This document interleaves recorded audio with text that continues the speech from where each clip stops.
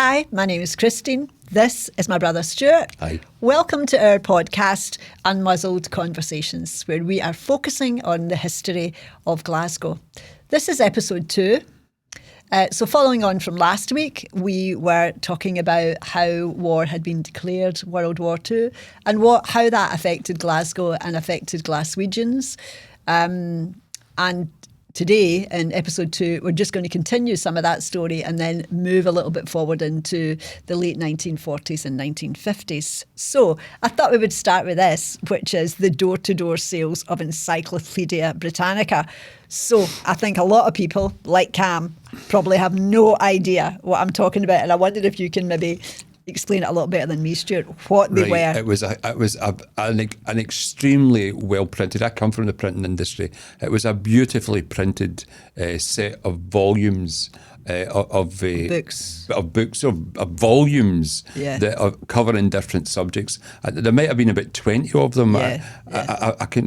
I can't really remember how many were, but there was lots and lots of them, and they covered them. And I just mentioned to Christine there was one, I think it was the very last one, that only had maps in it. God. And it was the maps of the day. Beautiful, they were contemporary, they were beautiful. Yeah, I wish I'd kept the one, because they probably just ended up in a skip, the one I had. And they were contemporary maps. So if you looked at one, one in the one I saw was 1901, it was like 100 years later, it was like a different world. Of course, but even 20 years after these, things were changing. They would be out of date. Every subject you could ever imagine, like every animal in the world was probably there with a wee sketch of it.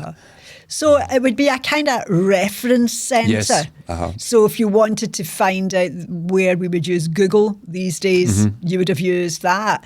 If you wanted to find out about certain poets or certain facts in history, or just everything had been documented down in these books. I'm just thinking the best example of that would be the geography ones, where every flag in the world, every country in the world would be there with its flag, with its capital city, its industries, its population. Huge access to huge amount of information. And amazing, and really well printed, beautiful drawings and beautiful photographs. It was just a wonderful publication. So see if you had them in your house, Stuart. I know we didn't have them, but what would people have used?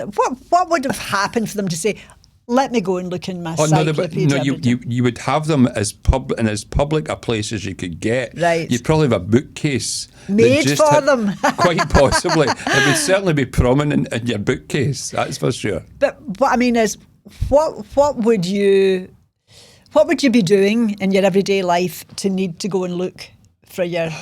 if you would it maybe help with your homework if you were a child, for example? If you wanted to... maybe studying or something. Your geography homework, you would go back and find out about a country. And I just rattled off a couple of things. God knows what else. It might have been all its industries, all its prominent politicians. But probably every prominent person in history had a couple of pages in the history section. So if you wanted to find out about, William Wallace, and the Scottish history, people like, Richard the Lionheart, all these different groups of Francis Drake, there'd be all these things in it. And I think that what they really wanted you to do was actually start at the beginning and read the whole lot. Now that's how you get your money's worth. But again, I think 95% of them, they were barely, somebody would open it and go, that's quite good. Bump. It was more about being able to say to people you had them. That's what I always thought. It was a kind of a showcasing thing. I mean, I was maybe about 13 or 14. Our mother said to me, "But would you like a set, Stuart?" And I went, "Nah, I don't want to. I wish to God I had. I might have turned out a lot better." Yeah. But I think that what put people off was the door-to-door salesman's tactics, not even necessarily the books themselves, but they were quite expensive as well, Stuart, were they not? I think so. So to buy from a door-to-door salesman something like that costs so much money with their quite dominant tactics, quite aggressive to get you to buy them. You're depriving your child of an education if you don't buy them. You know, and then think of how your neighbours will think of you. You know, just real shallow stuff. Yeah. But they had to be expensive. For a lot of people, but they had to be expensive. You couldn't get that in the cheap. Yeah. You know, they were so well done. Beautifully made. And they were done every year, so they must have been updated every year. It's not like, but normally when all the costs are done for a book, it's been typeset, it's been bound, it's been put together, and it's been sold. But these would be every year. They would be redone. Certainly, you know, they wouldn't be redone, but there'd be a lot of work done on them, you know, because things change every year. You know, the history doesn't change, but contemporary stuff, contemporary geography changes all the time. Yeah. So a lot of them would be redone every year. So you couldn't, it'd be impossible to get them cheap. Even just for the quality of them, the way that they were done. I only remember one family having them, and I just remember that it seemed to be quite a kind of boastful thing that, look at us, we're intellectual. You know, we've got the Encyclopedia Britannica. So I think maybe the cost of them were out of reach for most people. Oh, do you not think so, Christine. Stuart? Most working class people could never have afforded it. But they were beautiful as well. I mean, there are some you'd look at and think they were. Remember them kind of a gold binding and things on them. They were lovely. That is a beautiful thing to have, even if you don't open them. But really, the question you really should have said to anybody who had them and said, "Well, how much have you read? Yeah, you know, how far are you? Yeah, covered in dust, likely, never ever opened. It doesn't open. It's still sealed. Look, very much so. So I was kind of as well thinking about what children were doing in Glasgow at that time as well, and what were the sweeties and the chocolates and stuff, and also what kind of games did they play? Because of course we're talking about, you know, times before a computer, times before a telephone, you know, and TV. The TV. And I think that children had to use their imagination, I think much more so in those days. So I made a wee note that here's where the games that come up. One of them, Stuart, that came up was cricket, which I thought was quite interesting. Would Glaswegian children be playing cricket? You played cricket when you were older, I remember, in the summer. Played cricket in the summer, right? I thought that was quite odd, and then I thought, no, that's right, you used to play it. So there was hopscotch, rounders, there was ball games, kick the can. That was a big thing. Marbles were a big thing as well. Ropes, girls with their ropes. Noughts and crosses. Kids like to play that. Do you remember that, Stuart? Noughts and crosses. Chalk. And girls played with their dolls and their tea sets as well, and boys played with their guns, because we were in the middle of a war here, so I think guns were probably the biggest toys. There's plenty of real ones going about then as well, especially if you moved to America. So what kind of sweets then? What were the kids eating in those days? Well, they were eating things like flying saucers. I bought some for Cam last time I was down here. I don't know if they were any good or not, I can't remember, but there was mostly, the sweets were like lemon sherbets, barley sugars, cola cubes, licorice wheels. Do you remember them? I remember licorice wheels. I didn't really like sweets, Christine, so I'm not really up in that. Aniseed balls, nuggets. Remember nuggets, Stuart? Every one of these dissolves your teeth. That's why I never did any teeth. Dolly mixtures. And one that I do remember was Fry's Five Boys. I remember that. Do you remember that Fry? It was quite like a mouthful. It was quite like a Fry's cream, but it had different flavours within it, I think. Yeah. And also the Kit Kat was out then as well. The Kit Kat was out in the 40s. Cadbury's Dairy Milk and Fry's peppermint creams. So those were the kind of things. And of course, a big thing as well would be the penny tray. The penny tray was a big thing in the 50s and 60s, you know, so you could get loads of stuff, fruit salads, blackjacks, and it just was literally like caramels. Remember they'd be caramels? Highland toffee with the cow in the front of it. That's right. But it was like a big, the penny tray was like a big kind of board. Do you think that was the board that the bread was brought in? Remember the Malanda man used to come with a board on his shoulder? It was quite a big thing, the penny tray. I remember them being quite wee, like metal, like baking trays. That's what. Oh no, I didn't eat many sweets, so I would be quite restricted in my knowledge of sweets. And of course there was no crisps or anything like that then. No, you're right. There was no crisps. No. So the variety was more towards these kind of barley sugars, kind of hard boiled kind of sweets as well. The wee bricks. Aye. And of course every home had its coal fire. You know, one of the reasons the buildings were so black. Aye, well the whole world was black. It was a black place, aye. Yeah. But industry, I think, probably How more you than combine that. Combine the two. As I said, we us living within a mile of three huge railway factories that produced bits and pieces for the rail industry. We've well seen why Springburn was pretty wanky. Yeah, it's hard for people to imagine actually just how black things it's a thing that just reminded me, because I was going by shipyards yesterday, and I remember again near us, there was quite near the library. I remember going from the school to the library, and it must have been about 4:30, and the Cowlayers came out, and there was literally thousands of men rushing past me, all wearing the same clothes. No dungarees quite as stylish as glamorous as you. Absolutely not. Either black coveralls. Yes. And they were manky as well, so they had to go home and wash. They didn't get, there was no showers where they worked. Yeah. Thousands and thousands of men, and that was again, the whole of the UK was like that. 20 years later, they were all gone. And of course, every room, if you were lucky enough to have several rooms in your house, and of course one of the reasons why the kids had so many outdoor games was because they couldn't play in the houses. They were too small, so kids had to go out. And they weren't particularly welcome in the house either. No, get out. Snow, it's nothing. But snow will kill you. Hardy wains. So that was a lot of the reasons why the games are quite kind of outdoorish type of games. But although if you had other rooms in your house and there was other fireplaces as a standard in each room, they were never lit. So it was only just really the fireplace in the living room. All the other rooms were unheated. And it's worth remembering that in those days, the winters were much colder. Yeah. We're not making that up. It's like old people saying in our day it was colder in the winter and warmer in the summer. I don't know if it was warmer in the summer. Well, it wasn't warmer in the summer, but it was certainly colder in the winter. Less rain, but I'll remember hard frosts. Yeah. Really, really cold. And the old cliche of the frost inside the glass in the window, well, that really was the case. Yeah. And so what would they just be really wrapped up in their houses, do you think? And more blankets. More coats in the beds. So that makes me think as well that would it been a weekly visit from the coal man with all the coal in the big sacks? At least, whether you bought it every week or no is something else, but I would imagine that it would be a weekly, certainly one weekly one. There could be others. With different companies, maybe go on different days. Yeah. You can get different coal for different people. I don't know. So the coal came in like big 100-weight bags. Sacks, I remember 100-weight sacks. I think it's about 50 kilos. Yeah. Hessian sacks. That's kind of thing, Stuart. And these guys would carry them up. The man would put them on his shoulder, wouldn't he? And up he would go, up these tenements. And I remember as well, now I'm just a kid, but there was always a kind of sexual thing about the coal men. For the women you're talking about? I thought you meant about you. Me? For sake, that's still to happen. Fucking play the game.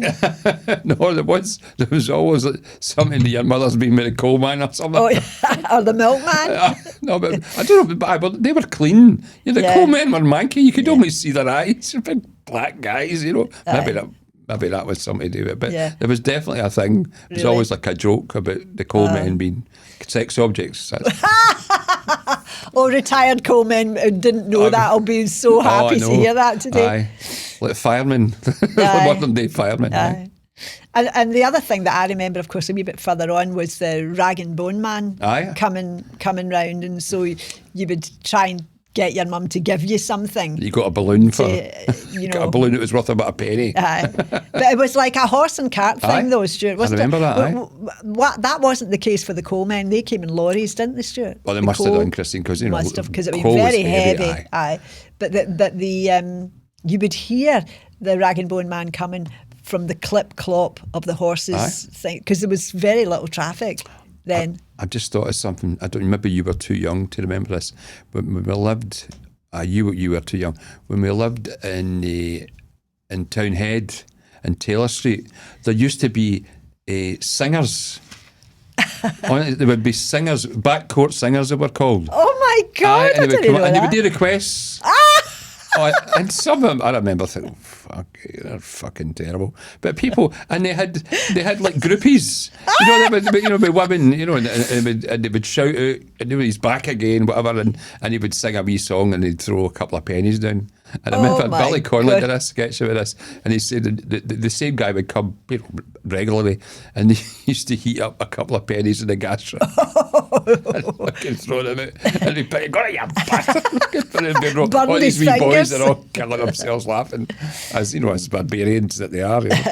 So they would just stand in the back courts and sing, Aye, and people would hang out their windows and watch them. I don't know how. I'm sick. How would they announce themselves? They would probably just arrive and sing a song, right? And people would open up. Now the thing was, anybody could listen to them. Yeah. And no pay them. The only thing you got if you paid them was you would get your request. Other than that, you could get everything for free. Yeah. But having said that, once people stopped gaining money, he would just bail. Go to the next court, the next one. Oh, I didn't know that. I'd forgotten about it. I don't know how long that lasted. It was certainly, I think when the time when the back courts were gone, they were away. Yeah. And then people probably could afford radios or tellies or whatever, but I do remember that. Because actually when you think about it, in the houses there would have been no form of entertainment whatsoever in the other houses. Than the radio. If you could afford a radio. Of course, Christine. I mean, could everybody in the 40s afford a radio? I would say no. Yeah. Because, I mean, one of the things that was bad about Glasgow, and I still remember this, the amount of men who drank. Yes. And we were fortunate, our dad did barely drink at all. Yes. Now, it was a series, it was like a man's gift that he would have beer money. Yeah. And he would spend that amount of money. Now these were relatively poor people. Yeah. So a lot of money was wasted in drink, and then a lot of the terrible things that happened because they were drinking. And one of my earliest memories is just across from us in Taylor Street there was a pub, and I remember seeing, and I was about 5 maybe, because we left by the time I was 6, so I was 5, 6 at the most. I remember seeing this really young woman standing outside a pub. And I remember saying, what's happening? Why is she outside the pub? And an older boy told me, women are not allowed in pubs, which is true. Right. That's right. And she was waiting for her man. It was probably Friday, he'd probably get paid. And she's waiting outside the pub to try and grab him or to try and get somebody to come out to get some money off him. Yeah. That's the kind of harshness that was going on then. I think that was very common then, Stuart. I think so as well, Christine. I remember our granny used to tell us anyway that, she would make lovely soup and she would need to send it. She lived in a tenement and she would need to send it up to other families who literally had nothing. Just because no drink. food because the because dad... of drink. And sometimes the women would try and stand at the pub before he got into to try and get some wages off him, but it never worked. Never. The worst example of that was, again, this is a long time later. This is about 1969, and like most places, I worked in Collins, and like most places, they closed for the Glasgow Fair. Yeah. So if you closed for 2 weeks, you get 3 weeks' wages in your hand. Right? God. So I was going down into Glasgow, I was on the bus at Bishopbriggs, and I was going straight into Glasgow to get something. And I remember at kind of Hawthorne Street, there was a big pub at Hawthorne Street, and I was on the bus, and it was quite busy, and it was stopped for quite a while. And it was the summer, summer about 4:45, bright, and I could see these guys, young guys in their 20s, absolutely steaming and walking from the pub to the bookies, and I'm thinking, God help us. Thank you God that I don't drink. Yeah. I'm obviously I take a drink, but that's just course, mental stuff, and that was unfortunately very, very common in Glasgow, and probably throughout industrial United Kingdom. And there was no help for families like that. Because it was deemed to be self-inflicted. Yeah. And in a way it was. But the person that self-inflicted it wasn't suffering generally. Yeah. It was just because he had the good times through it. Yeah. But his wife and family, they suffered. Yeah. I mean, I remember my mum talking about how some of the men would put their good suit into the pawn shop to get some money. But it would be shillings, pennies even. Pennies. They wouldn't get much for a second-hand suit. Yeah. But maybe that was all they had. I remember other women doing it with blankets, with spare blankets, putting them in there. They had good blankets, and they put them in a pawn because their husband spent all the money and screwed all the money up. Fucking hell. So that was a thing then, that women didn't drink in those days as such. No, they didn't. They really Basically, just they didn't drink. Yeah, and obviously women weren't allowed in pubs anyway, so it wasn't really a thing. So I was thinking about how women were living then, in the 40s, and how they got about their business, because all women were housewives then, and how they would do their housework, and how if you, like nowadays when we're talking about carpet cleaning, we're talking about bringing somebody in to mechanically clean the carpet. But in those days, a fairly small carpet, there were rugs in those days, rugs, because it was linoleum on the floors.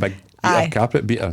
There was actually a thing called a carpet beater, which was an actual thing. I remember it was a kind of it's a bit like a kind of a basket-shaped spade. It was a kind of a flat, round bit, and they just put the rug. You could see clouds of dust coming off them. They just put the rug over the washing line and took the carpet beater in, just so that's how carpets were done. There was no vacuum cleaners. They did exist, but not for people not like for working this. class women. Not for I'm just going to throw in people. as well. I'm seeing women didn't drink. Well, working class women didn't drink. I'm sure. Yes. Middle class, upper class women took a drink because they could afford it, and it wasn't looked down on, but it was a bit.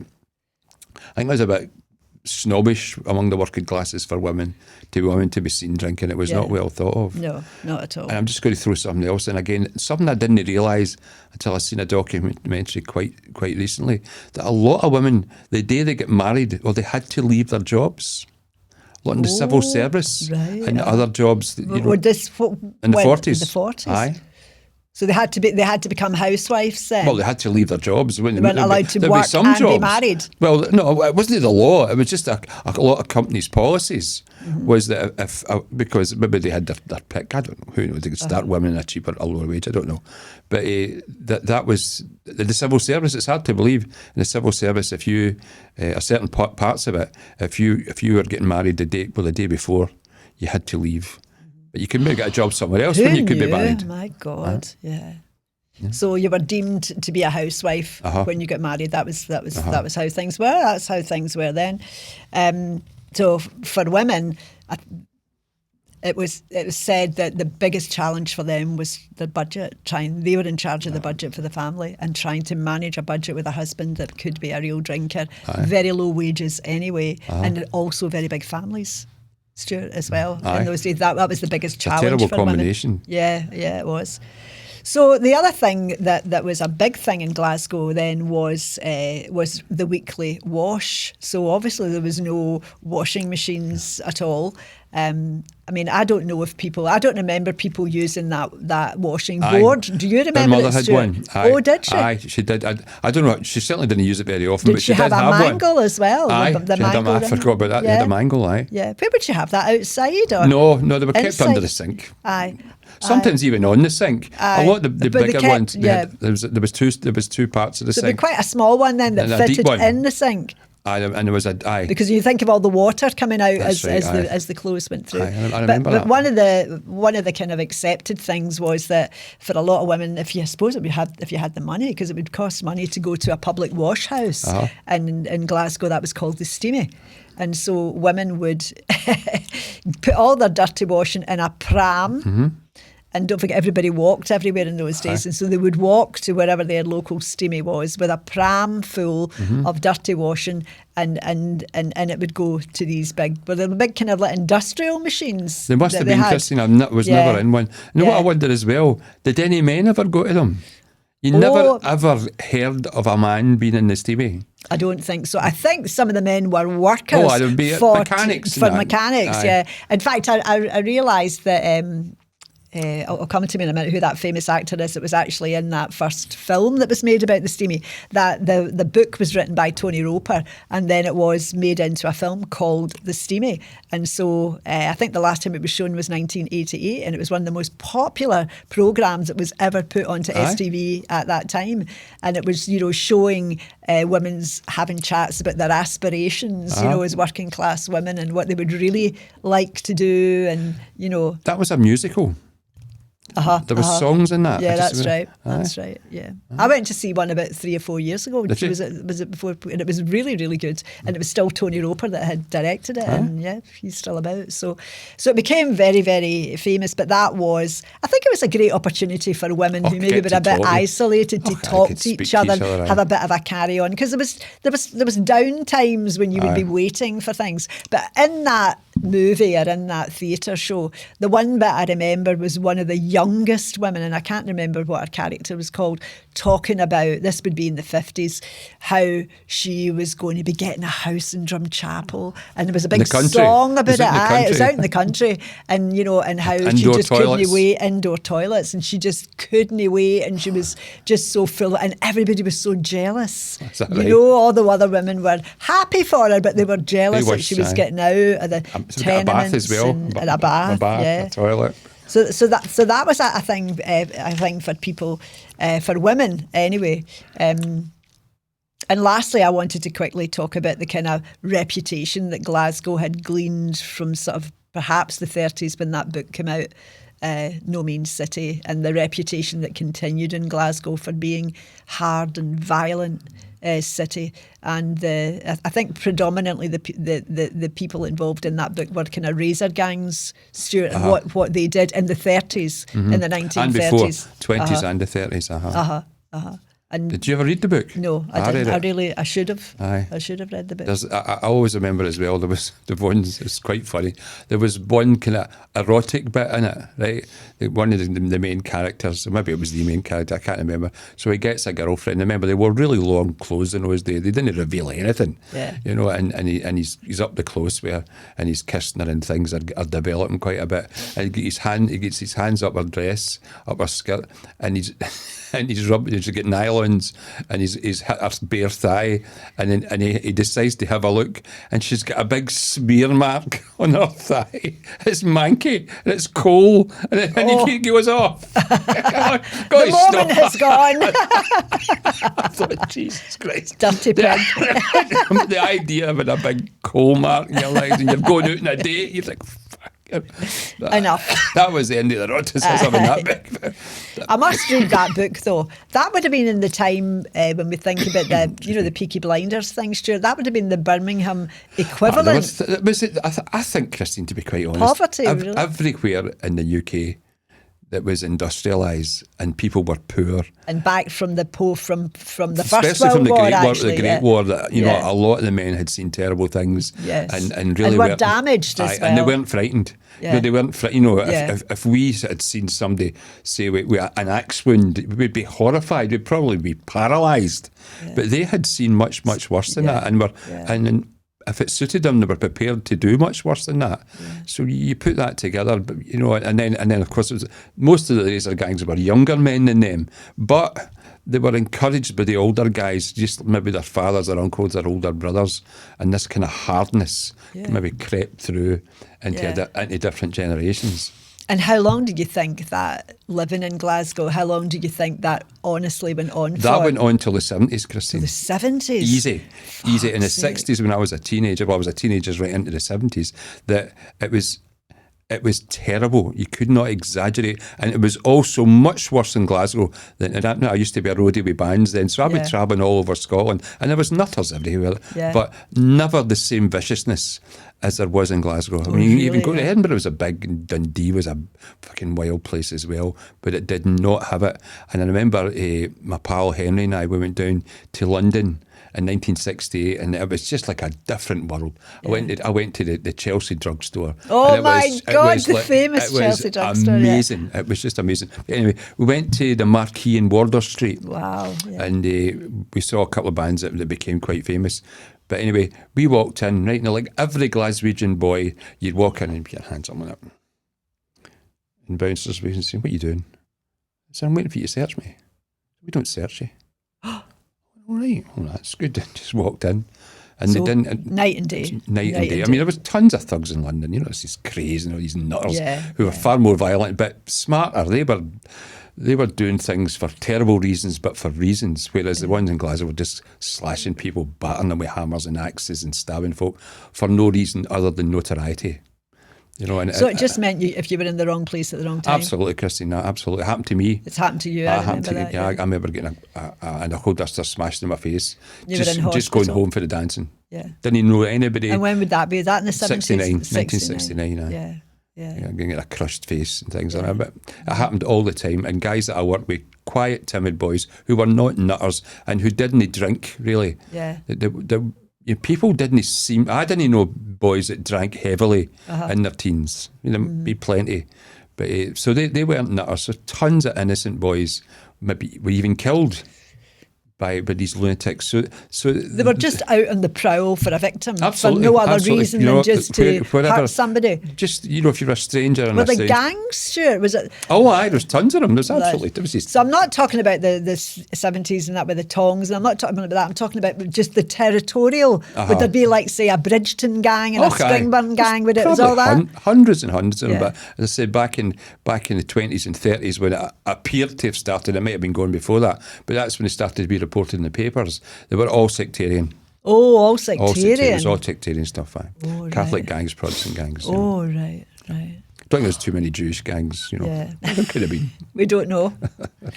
So the next thing that this automatically leads to is the clearance programme that happened in Glasgow in the 1950s, when there was the widespread demolition of the slums, and in particular, I read that the Gorbals was the worst.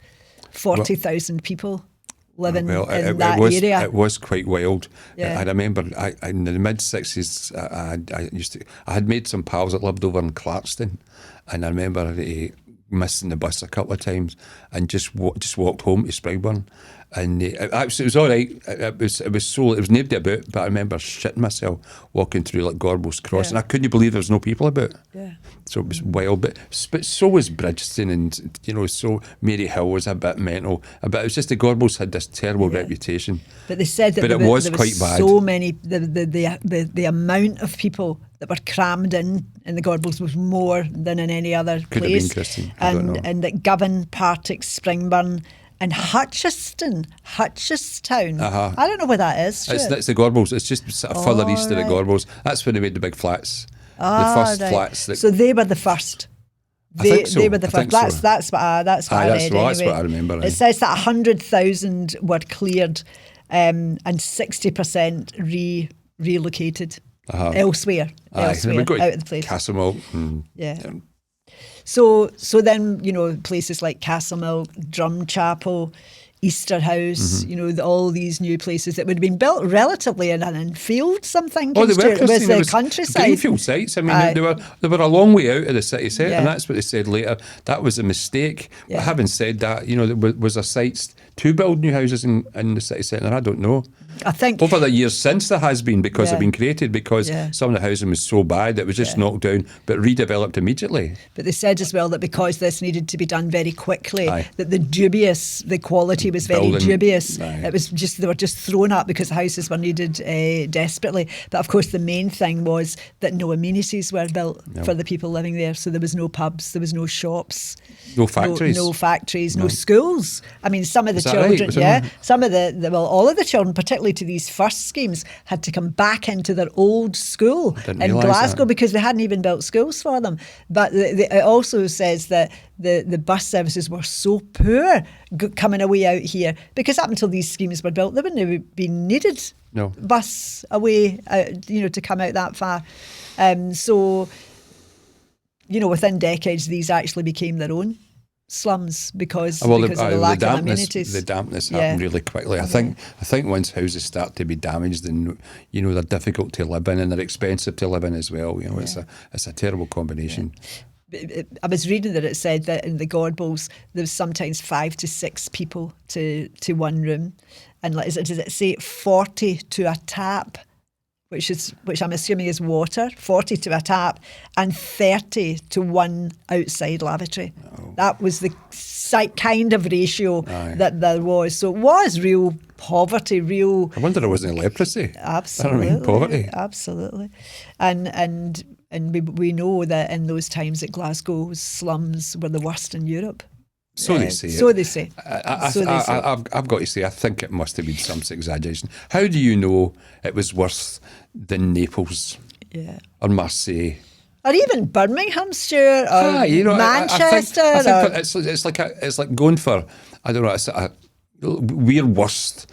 So we're it's like almost a kind of notoriety that you enjoy having the worst in Europe. And there might have been, I doubt it. I remember being in Italy when I was quite young. There were fucking houses were terrible. Yeah. You know, and They were the sun was built as shining. well, The sun was shining, so it didn't look as bad. Yeah. But and plus the winters would never be as cold. But I don't believe they were the worst. They would certainly be equally worst with hundreds, if not thousands, of cities just every bit as bad.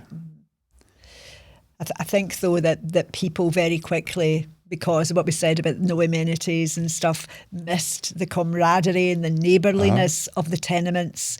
But by that time it was too late, you know, and the tenements, a lot of them were gone, and so they were stuck out there, you know. Just to go back to the slum things, Christine, Glasgow couldn't possibly be worse than some of the cities in Eastern Europe. Yeah, that's true. It's impossible, absolutely impossible. So whether they meant Western Europe, which I still don't accept, but it could never have compared to people that lived, you know, in Eastern Europe. But when I was looking at why there had been such a big influx of population into Glasgow, it was because of, you know, sort of in the 30s when there was all this industry going on and there was lots and lots of jobs, but there was actually too many people that were unskilled. So there were a lot of jobs, but the amount of unskilled jobs was nothing like that were available, was nothing like the amount of people who needed them. And so that is what created a lot of the unemployment, because a lot of people had no skills and there was it too kept many wages of them. down as well. Yeah. You know, a few tons of people. I remember reading something and it was about guys, you know, the forge out in Parkhead. I think there was lots and lots of gigantic factories, you know, huge, very, very dangerous places to work in, and there was always maybe 20, maybe 50 men outside waiting to get called in because somebody was injured. Or somebody get the sack or something. Aye. Hard to imagine these days. And it's hard to imagine how people live now by comparison to the help that they get from the government now. And in those days, you're just left, left on your own. But the one thing that was good, that was successful, was the new towns that were built, Stuart, the new towns that were built, which was Glenrothes, Cumbernauld, East Kilbride, Irvine, I think was one of them as well, and how that was one of the things to attract new industry into Glasgow as everything else was beginning to the heavy industry to go. was fading, Yeah. So what about Glaswegians on holidays, moving into the 50s, where the very famous Fair Fortnight? So tell us about the Fair Fortnight and how Glasgow virtually came to a standstill in those 2 weeks. I'm going to say one thing that people are not aware of, because it happened to me when I went down to London at the Glasgow Fair. There were thousands and thousands of people down at Central Station getting the London train, and I didn't even know that existed. So for some reason, it was never reported about the amount of people who went to London, and probably went elsewhere in England as well, maybe even to Northern Ireland. I don't know. But down the water was the most famous, and you know, as you know, maybe we going did. to visit relatives or something. Well, that's what we did. I went with my pal. Yeah. We visited relatives in London. We stayed home. But you could not exaggerate the numbers that were there. Thousands and thousands going. Every train was full of people going to London. I imagine the same coming back. We only went down for a week and come back. But then we came back to doing the water, and I remembered the places that were, Rossi especially, Dunoon and then Rossi were absolutely mobbed. Yeah. Well, a lot of people, you wouldn't get the boat to Largs, though, Christine. You know what I mean? You would get the train or something to Largs, Saltcoats, and then people would go to the East Coast, to the wee resorts about there as well. But the Clyde was the most popular one.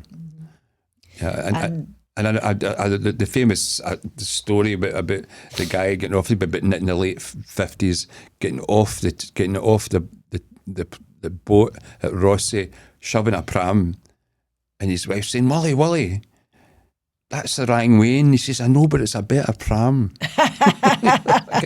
And I remember seeing thousands and thousands of people getting off, and of course we would be going to Tynebruch. No, they would go to Dunoon next, you know, but that would be half the people would go off. It's also worth remembering, people went to Gourock for their holidays. Yeah. You know, again, good on them, but people went to Gourock, and that was the first place that the boat I'm thinking of, it dropped people off at Gourock. Again, you could go on the train, but maybe the boat was cheaper.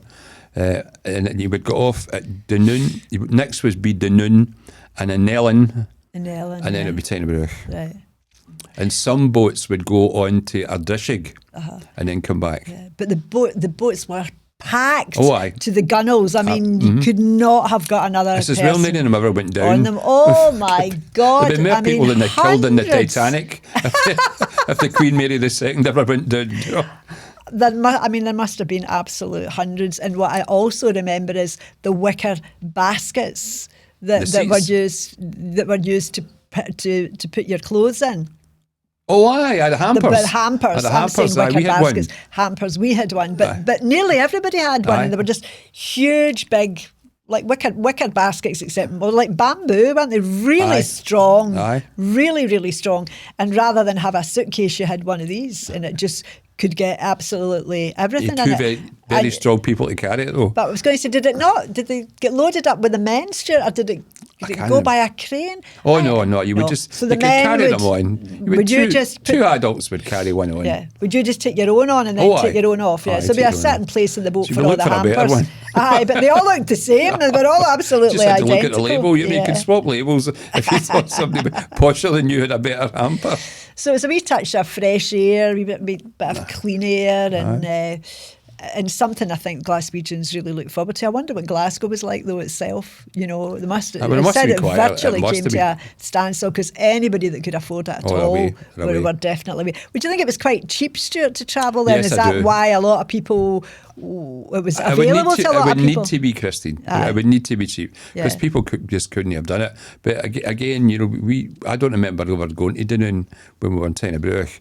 But we were in Tynebruch. There used to be a boat would go to Rossi. So you could go to Rossi for the day, and it would just be like Glasgow and the seaside. It was mobbed, and in my day, because I was a teenager in the 60s, it was full of nutters. Yeah. All the nutters went down, you know, which kind of spoiled it a wee bit.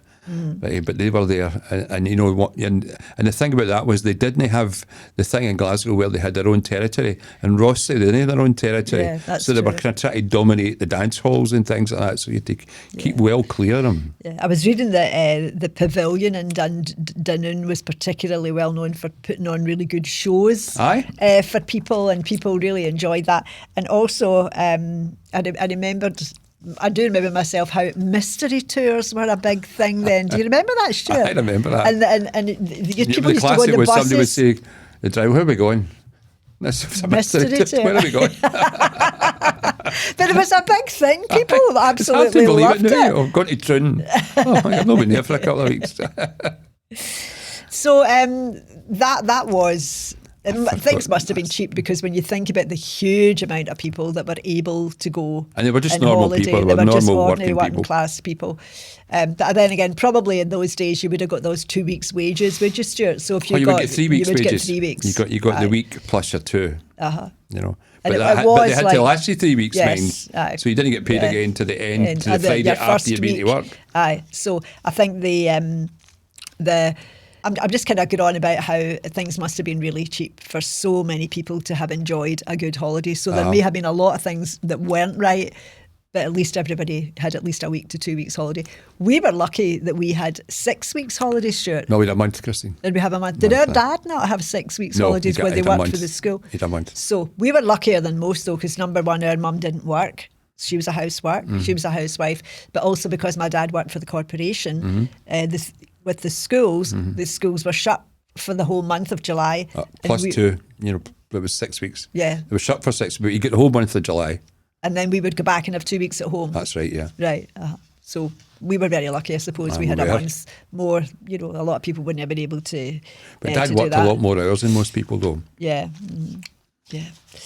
So the thing the next thing that was happening there in Glasgow was how the major industries started to fall away. Aye. And you're basically looking at coal mining. You know, there were local coal mines. Yeah, you know, coal mining and shipbuilding, things like that were gradually beginning to dwindle, and how that obviously would cause more unemployment for people. And then I read that the successful completion of the new towns was the kind of enticement for companies to invest in Glasgow and in and around Glasgow. And I think Ravenscraig was probably the first one. I think I've said it was in 1957 that Ravenscraig was built. And I think it says at its peak, there were 7,000 people working in Ravenscraig, and it was a steel manufacturing business. So that was one of the good things that happened, a kind of a way of new employment. But I think no matter how many other new employers came, it just couldn't keep up with the masses of people being made unemployed by the big industries that were all beginning to fail. Well, there's the heavy industries, as I said, the railway. But a lot of things people don't know is, again, I know because I was working in it, was the printing industry. Yeah. The printing industry was huge in Glasgow, and over about 20 years it shrunk to a minuscule amount. And like everything, like a lot of other things, it could be because the machines, the technology was getting physically lighter and cheaper.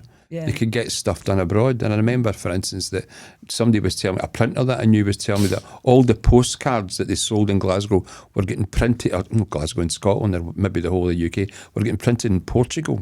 God. You know, and nowadays you can send something over the wire. I mean, we're talking 80 years later, 70 years later, you can send stuff over the wire to China and get it printed, or ridiculous things like that. That it probably helps the world, but there's a serious downside of that, and that was the beginning of it then. Yeah. But as far as the coal industry was concerned, I think that the things were changing, and coal fires and coal required for industry was beginning to be in the drain because of new inventions and progress that was being made as well. Well, there was coal-fired power stations, but I think they were quite expensive because when gas came on tap, gas was cheaper. Yeah. And so less and less demand for coal. And I remember there was a colliery at quite just near Glasgow, Cowan something. It was the east end of Glasgow, just outside, and it closed down in the 1980s. It's about 1981 or something like that. So just massive unemployment. John Brown, the whole lot of them disappeared. All of that, and all the people who contributed to that. All the ancillary factories. It's just if a factory closes down, it just explodes the amount of people that's involved in it. Yeah. So that was very much the case, but that must have been the case, I think, throughout the whole of the UK. Yes. So all this heavy industry came to a stop, and where were people going to go now? Mm-hmm. And then also in the 50s, the later 50s, came that Roots company, and they decided to open up in Paisley. Linwood. Linwood. They made the Hillman Imps. And they made the Hillman Imps. But what they didn't realise was that, so they just threw all the guys in from heavy industry, and what they didn't think about was the fact that they had no experience of building a car or making a car or using, the machines that were required to bolt things together and stuff like that. And so that really wasn't that successful, and for many other reasons too. And so therefore, I don't think there has been since then the kind of factories and mass employment that there is for kind of semi-skilled workers since then. I used to wonder, again, working in a big print factory, and it was nearly all men, but there was women worked in them as well. But I remember thinking, I think, latterly I used to think, what happened to all the boys that would be doing like the semi-skilled work, skilled work as well? Where do they go? I mean, they can't be IT guys. Well, not everybody can be. I couldn't be an IT guy. I don't have the intelligence to do that. Although I was a tradesman, but I couldn't have done anything as technical as that. So where did they go? Where are they now? The people of that, that background. And I don't know. Well, even like your own background, Stuart, are all people in your own background are all gone now. People, printers, it's gone. I just thought of something else. It's not particularly industrial, but the merchant navy employed lots and lots of people. Fishing industry was huge in Scotland, especially rural areas. All gone. All gone. Farming too. I mean, new technology came out. New technology. And, need less and less people. So everything's shrunk. The workforce has shrunk because of technology, I think. Which when you look at the impact that has on employment is... Well, that's the whole point of it. That's to reduce employment costs, but toughen the people that are being left out in the cold. What do they do? Yeah. Not an easy one. Because the reason being that they just could not compete with other companies, other countries that were able to produce the same thing for much, much less money. I'm talking about making cars and things like that, which because the wages were less. They didn't have restrictions like health and safety, or not to the same degree. And unions, nobody protect them. A lot of them coming from like China, where the government tells you everything. Yeah, nobody decides. Well, so we want more money. Tough. It's a completely no-brainer that you could ever compete with that That's what that happened type with the of steel. country. With Ravenscraig, especially China. Abroad, in Europe as well, they were making steel cheaper. But in China, just they could make vast quantities at a fraction of the price. So people just bought it from them. Pretty short-sighted, but that's the way of the world. Yeah. As you say, that's the way of the world. That's the way it is kind of everywhere. So I was wanting to talk about the... No, you were talking about Glaswegians abroad, Christine. We kind of drifted off that. Glaswegians abroad? No, you were talking about the holidays and how it developed into going to Spain. Oh, yeah. So what was that? Was that kind of like the 60s? Aye, was that the 60s? I think by 1970... that people had realised, what there's another world out there. And it's for the same money. We could go to Lorette de Mar and get 2 weeks of sunshine. And get 2 weeks of sunshine, the cheapo wine and all that stuff. And just the sunshine Christine, to waking up every day and know that it's going to be sunny is for to me, people in Scotland. It was a thing for me as well. Absolutely. Because I never drank anyway. I didn't smoke. Drink and fags were quite cheap, but it didn't you make used to bring them back. Remember, you I used brought to bring them back for other people. But do you remember what two things everybody brought back from Spain? A donkey and a sombrero. And you're looking like a dick on the bus with your brief, your case, your donkey, and your sombrero. And people said, "Where you been? Been to Spain then? How did you guess?" Absolutely. I was thinking as well, though, about shopping in the 1950s, because still there's going to be no fridges, and how, and so therefore women had to shop daily, which I remember with their message bags. That's what it was called. It was those wee bags. They were quite big, actually. They were made of a kind of leatherette, and they had a zip around the top under your arm. It went, and off you went to. My mum would be going to Parley Road, and she'd be going there. So things like fresh fruit and vegetables that were mainly still grown in the UK. So it meant that in the summer, strawberries, because of that, were available for about 2 weeks. And then that was it. It was literally seasonal things, and it meant that in the winter you couldn't buy salad or anything like that in the winter because it wasn't there. It just wasn't there. So then came the arrival of canned food, and that seemed to be the answer to some of this. And I certainly remember shopping in those days was so heavy because of the amount of tinned food that you had. So canned foods became extremely popular just for these kind of reasons. It still was able to bring people variety without having to depend on seasonal fresh foods. We were now plus a lot of them are quite exotic, pineapples and things like that, and mixed fruits. All these things that were beautiful probably did your teeth no favours, but they were absolutely brilliant. Tinned rice. It was gorgeous. Ambrosia, tinned rice, and ambrosia custard. But we used to get peaches and evaporated milk. Gorgeous. Peaches and Nestle's milk. Remember the really thick cream one as well. And a lot, as well as that, tinned ham was quite a big thing. And the spam, So I just remember shopping being a lot. You had to be a little bit more manual because it was such a heavy thing. And if you go into people's cupboards, it was tins of this and tins of everything. But I was reading as well that in 1953, when to celebrate the coronation, that although rationing was still going on, so for everybody to celebrate this is the additional rations that they were given because of the Queen's coronation: 4 ounces of margarine and an extra pound of sugar. So that's what the Queen gave us in 1953 to celebrate her coronation. So. And also when you were shopping as well, you would be, everybody walked, of course, all the women walked. No women were drivers in those days. No women drove any cars. But also in the 50s, you would be walking along the street no supermarkets. So you had to go to individual shops. So if you wanted fish, you'd go to the fish shop. Meat, you had to go to the butchers. And bread, you would go to a bakery.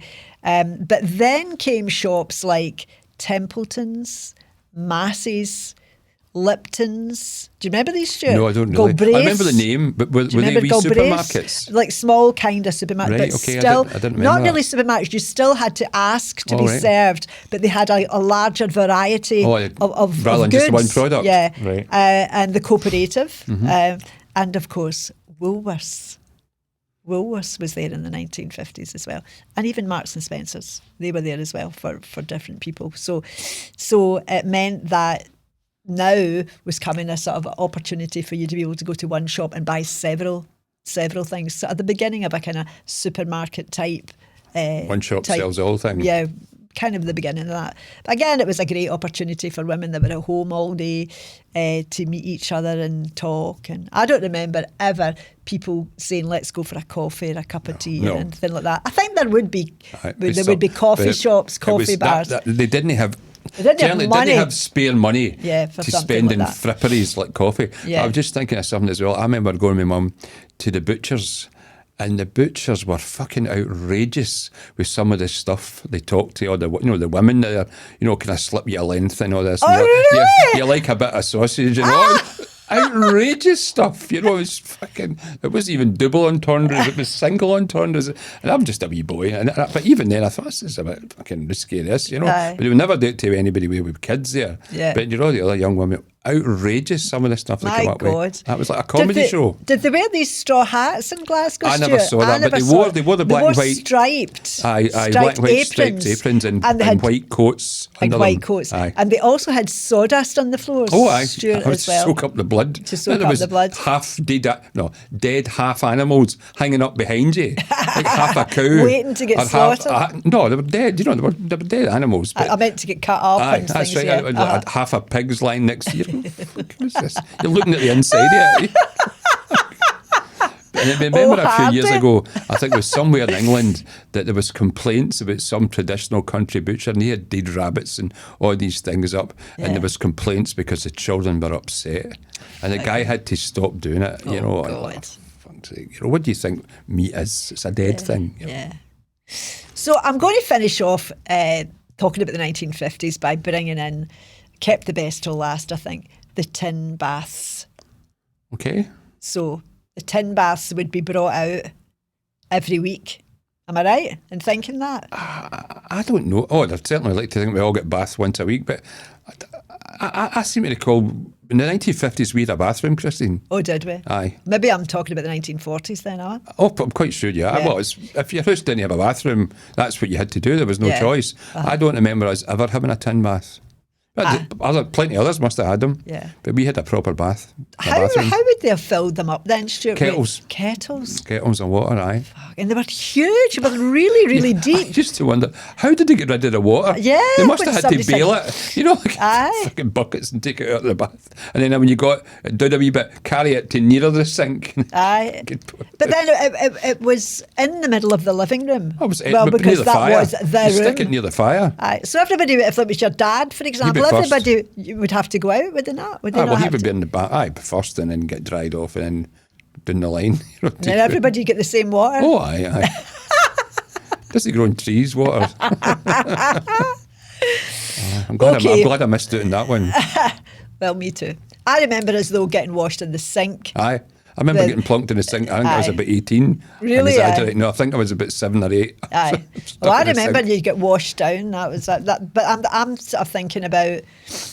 Would I be thinking about Petershill, or would I be thinking about? Must have been, because I would be about 1 when we left Townhead. Petershill, right. I remember that. Aye. Yeah. So that was definitely a common thing. So I'm going to leave that one there, and we want to say thank you very much for joining us today. Yes, thank you. It's been great to have your company. I hope you're enjoying what we're talking about, and we really would be so pleased if you were able to let us know, and also to let us know about any of your experiences or experiences that you know of within your family during these kind of times. You can find us on Instagram and Facebook as well. So please don't hesitate to get in touch. It's worthwhile saying if we've got any of this wrong, Please let us know. You know, we're looking back a long, long way. Yeah. You know, so we could well have got some of this wrong, but so please keep us right. Yeah, we would really just enjoy your input, and we hope that your input will become a real part of this podcast. So thanks again for joining both of us, and we'll look forward to seeing you next time. Bye now. Bye.